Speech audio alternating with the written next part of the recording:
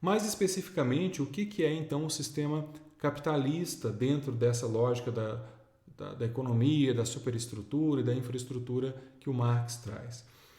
O sistema capitalista, para o Marx, é o auge do conflito de classes. Existem basicamente duas classes que ele vai dizer, que é a burguesia e o proletariado. A burguesia seriam os detentores, né? Seria a detentora dos meios de produção, ela tem as fábricas, tem o dinheiro para investir, tem as ferramentas, etc. Enquanto o proletariado não tem nada disso, então a única coisa que ele pode fazer é vender a sua própria força de trabalho, a sua disposição e o seu tempo de estar lá operando o maquinário, extraindo a matéria-prima, mudando, modificando essa matéria-prima por meio do seu trabalho. Além disso, Marx também diz que havia o lumpen proletariado, que é uma espécie de exército reserva, que são os desempregados que estão apenas aguardando um proletário perder o emprego para poder lá ocupar a vaga dele e que servem também como pressão para o proletariado não ficar reclamando muito porque tem alguém de olho na vaga de emprego dele. O proletariado, então, não possui os meios de produção, não tem nenhuma das ferramentas necessárias para realizar a produção do trabalho no sistema capitalista e por isso ela vende a sua mão de obra, ela vende a sua capacidade de transformar. E seriam diversos exemplos, desde um exemplo mais clássico, como um operário que só tem a sua força de trabalho, como outros exemplos. A maior parte dos trabalhadores estão nessa categoria, na verdade. Os trabalhadores todos estão, né? Você não tem, por exemplo, você não é o dono do hospital, você não é o dono da clínica, então você trabalha ali, é um assalariado naquela empresa, ou você é um professor e trabalha numa escola, numa universidade. Existem vários graus diferentes, mas a gente, nesses casos aqui, está vendendo a nossa força de trabalho. Seja uma força de trabalho intelectual, seja braçal, mas você não é dono dos meios de produção, como a burguesia, que tem os meios de produção. E como ela tem os meios de produção, ela compra a força de trabalho das outras pessoas. Ela é a classe empregadora. Ela vai empregar os proletários, vai empregar os trabalhadores e vai pagar as pessoas, porque as pessoas têm capacidade de transformar a realidade por meio do seu trabalho e os burgueses, as burguesas têm as ferramentas para isso. Alguns exemplos da Chevrolet e da Apple, mas talvez outros exemplos menos visualmente concretos, mas mais acertados seriam os próprios acionistas majoritários das empresas, né, que lucram com aquilo que a empresa faz e investem, etc. O lucro que é gerado pelo trabalho no sistema capitalista, e o sistema capitalista ele é todo definido em torno disso, né, de um trabalho que gere excedente, um excedente que vai ser acumulado pelo dono dos meios de produção, porque esse excedente ele não é compartilhado, via de regra, com os proletários. Numa indústria de carros de luxo, por exemplo, os trabalhadores que estão lá apertando os parafusos, que estão montando chassis, etc., eles não têm carros de luxo nas suas garagens. Muitos deles não têm nem carro. Então, toda essa riqueza que é produzida, ela é cada vez mais concentrada na mão de poucas pessoas. Se você joga no Google, faz uma pesquisa sobre a porcentagem de milionários e bilionários nas últimas décadas, você vai ver que são números cada vez menores, né? Um número pequeno de famílias que detêm uma porcentagem muito grande da riqueza do mundo. E essa é a lógica de funcionamento do capitalismo. Uma empresa, uma indústria, um empresário, ele é visto como bem-sucedido se geram lucros. Ou seja, se depois de produzirem as suas mercadorias, os seus produtos e venderem, eles estão cada vez com mais dinheiro sobrando do que faltando. Você produz, vende e sobra cada vez mais dinheiro. Mas para sobrar cada vez mais dinheiro, Marx vai dizer que o mecanismo é um mecanismo injusto e de exploração, porque é o que ele chamava de mais-valia. Os burgueses não pagam ao proletário o que o trabalho dele vale de fato. Por quê?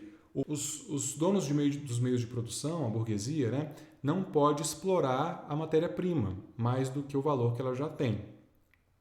Ela é a base do produto que vai ser feito e ela tem um valor de compra e venda no mercado e pronto, acabou.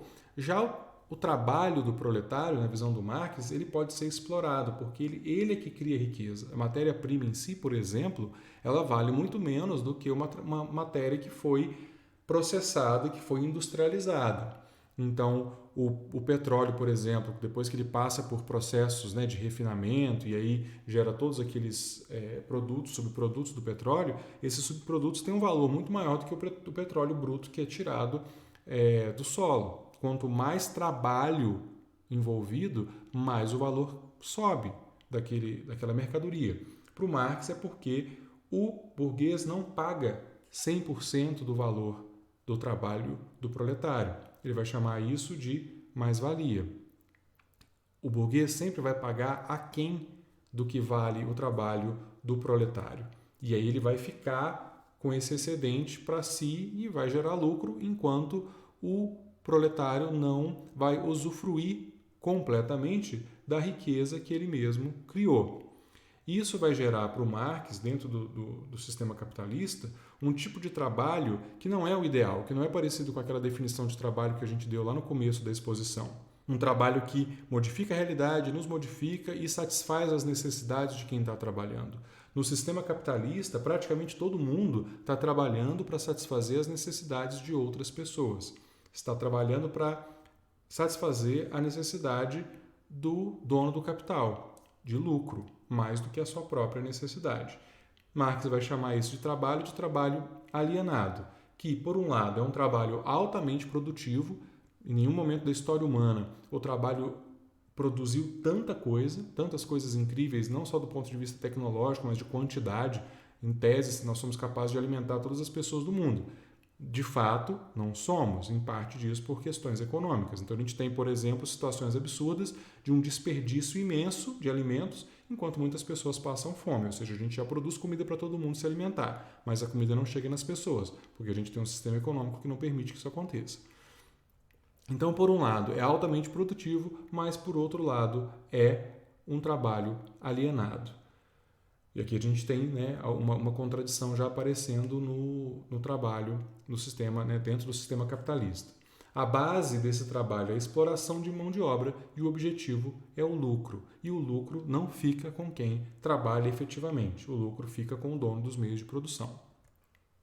Seriam, então, 3 características centrais que definiriam esse contexto no sistema capitalista para o Marx. Um deles é a alienação, né? Essa qualidade do trabalho de ser externa ao trabalhador.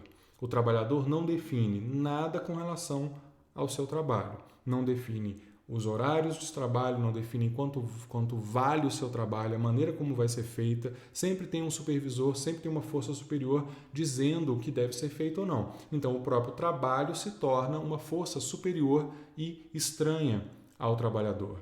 A gente vive para trabalhar.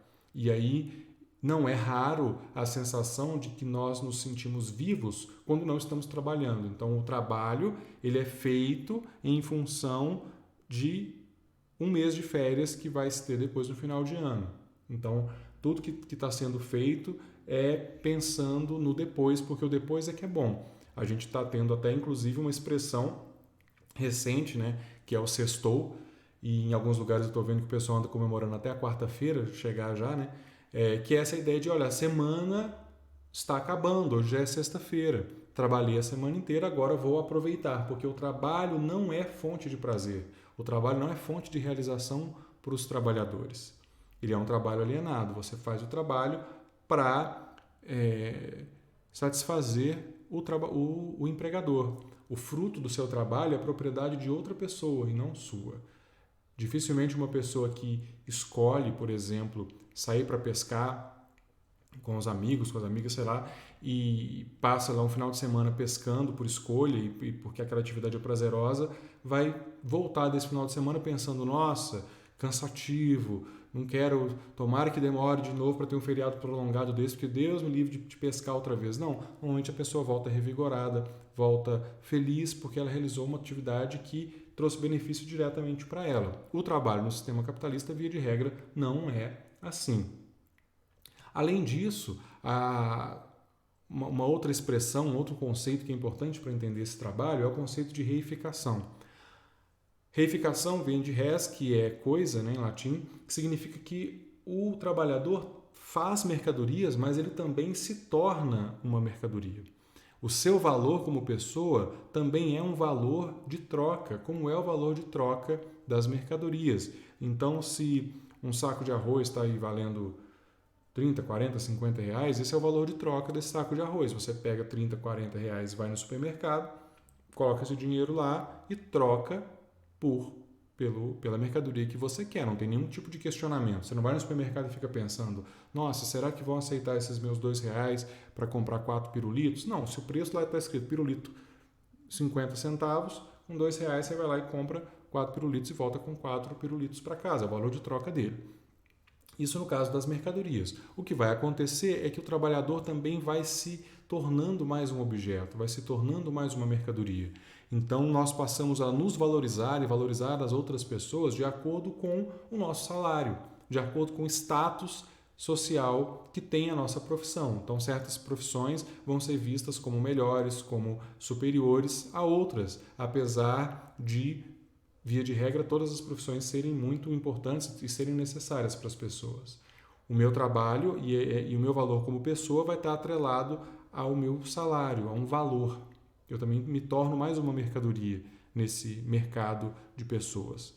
E também a noção de fetichismo da mercadoria.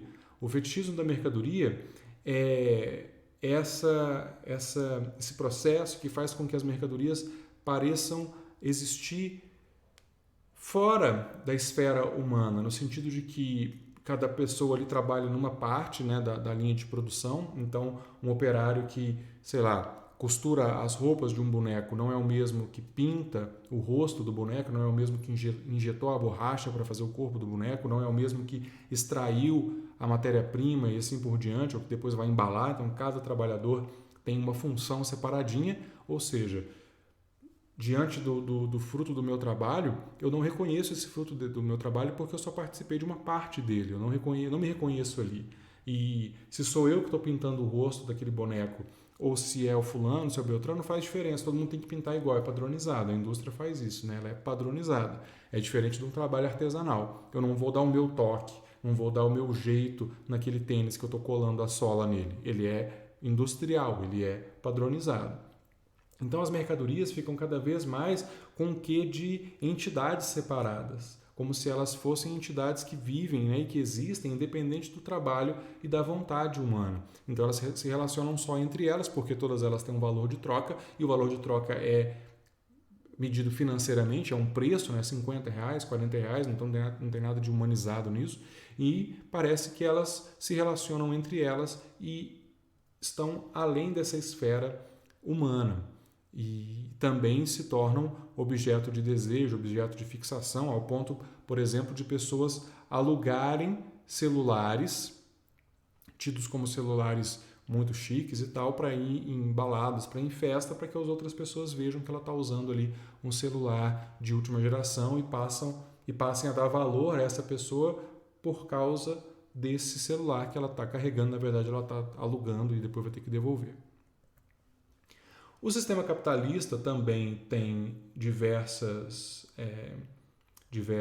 contradições, e essas contradições elas vão se tornando evidentes na medida que você tem crises no sistema capitalista, e o Marx vai dizer que essas crises vão voltando cada vez mais fortes, até um momento em que não vai ser possível vencer uma crise sem mudar as relações de produção.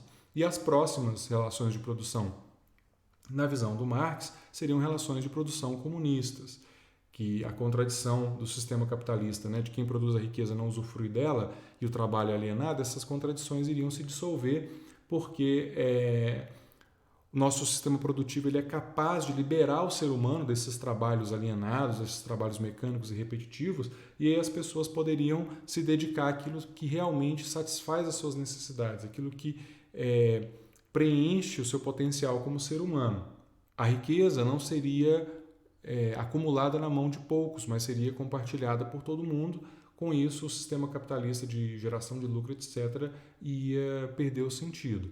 Na visão do Marx, o proletariado, historicamente, tomaria os meios de produção da burguesia, tomaria o Estado, que na visão do Marx é uma ferramenta de controle e dominação social, política, né, das classes dominantes, e depois de um tempo acabaria com o Estado, porque o Estado seria só uma ferramenta de dominação e o sistema comunista não teria dominação nenhuma, e os meios de produção seriam socializados, assim como as suas riquezas que são produzidas e tal. Isso historicamente não aconteceu, o comunismo não se efetivou e, na verdade, ao longo do século XX, o que nós vimos foram várias crises e vários retornos do sistema capitalista cada vez com mais força e tal.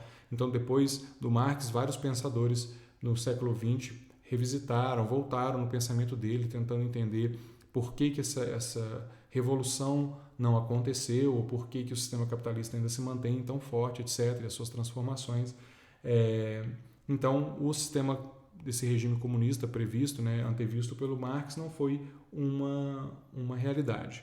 Ele seria, então, o fim das classes sociais na visão do Marx. Não haveria mais conflitos, não haveria mais necessidade de dominação nem de exploração de mão de obra, porque não haveria mais essa ideia também de lucro, de necessidade de lucrar com o trabalho dos outros. Seria o fim também das classes sociais e o fim dessa história entendida como história de conflito entre diferentes classes.